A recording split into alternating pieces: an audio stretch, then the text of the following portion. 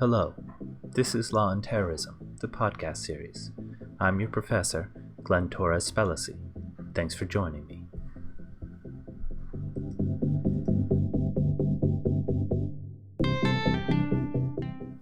Thanks for joining me for this week's podcast. We've reached the end of our semester, so instead of our traditional questions approach, let me offer some concluding thoughts. So let's get started.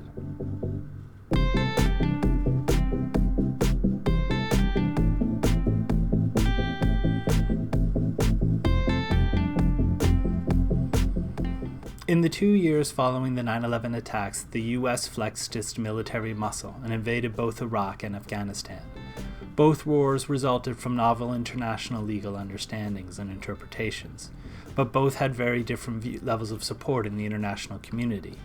The first, in Afghanistan, was nearly universally accepted as legitimate, despite the fact that it was based on a new legal understanding of state responsibility.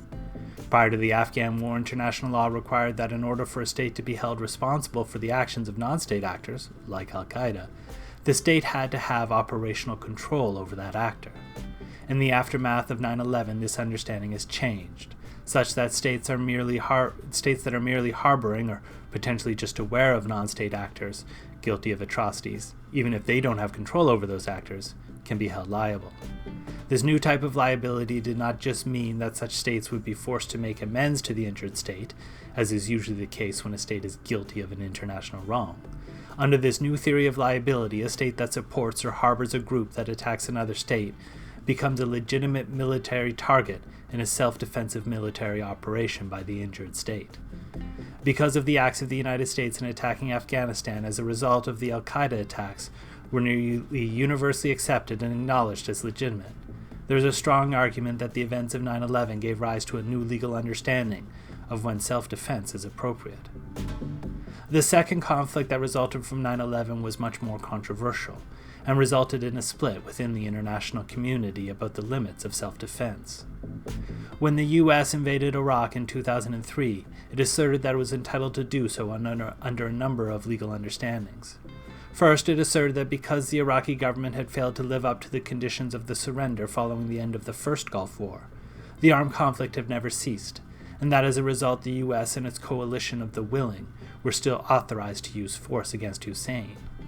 Second, the U.S. argued that it was able to act because of the threat from the Hussein regime and its alleged weapons of mass destruction program, which gave rise to a right of preemptive self-defense. The key, according to the U.S., was not the imminence of the attack in terms of temporal proximity, but the likelihood of the attack at some point in the future, combined with the potential severity of the attack. The international community was split on the justness of the invasion, with key U.S. allies like Britain agreeing with the U.S., but with the majority of U.S. allies and other major countries, such as Germany, France, Russia, and China, declaring the military exercise unjustified and illegal. So I think we have to ask ourselves, are we comfortable with these new understandings? Or should we go back to the legal understandings that existed prior to the 9/11 attacks?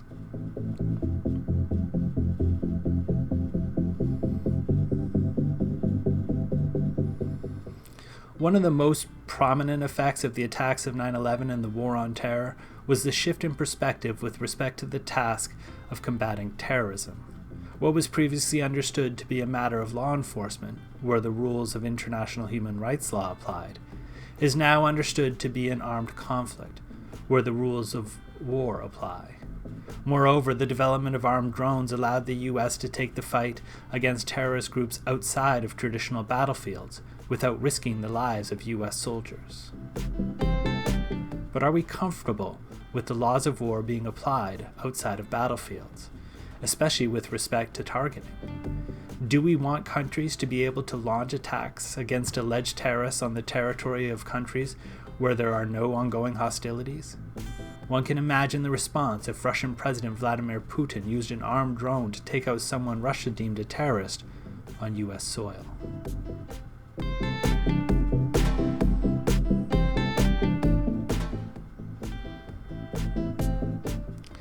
The period of American history where we tortured individuals who were suspected of having ties to terrorist organizations is a difficult one to justify under principles of international and domestic law.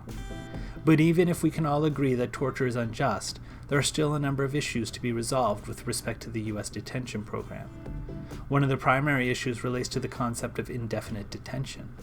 Should the individuals detained by the U.S. government have access to a trial, or can the U.S. hold such individuals in detention indefinitely?